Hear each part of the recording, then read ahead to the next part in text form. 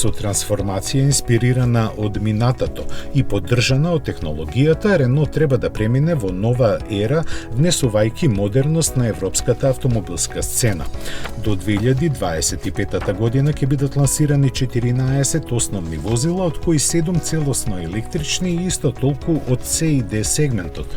Лидерската позиција во сегментот на електричните возила во 5-годишниот план што го презентираше Демео ќе биде одстапена на душата на брендот, која е во незините корени. Како можна насока за идниот развој на моделите треба да послужи прототипот на Рено 5 како реинтерпретација која презема силни карактеристики од оригиналниот дизајн на култниот модел.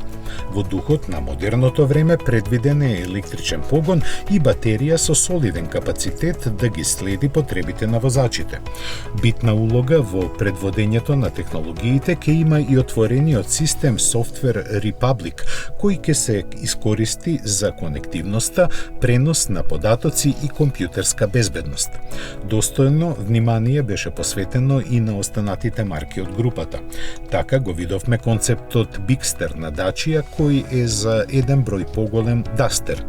Неговото настанување е со цел да се иницира силно подобрување на ефикасноста во работењето и конкурентноста на романската марка, како увод во незиното пазарно навлегување во C сегментот.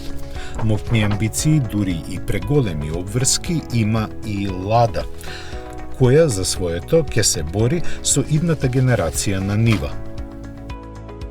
Свои задолженија доби и Алпине, кој подпомогнат од Lotus ќе стане технички предводник на групата, во што несебична помош ќе има и новоформираната марка Mobilize.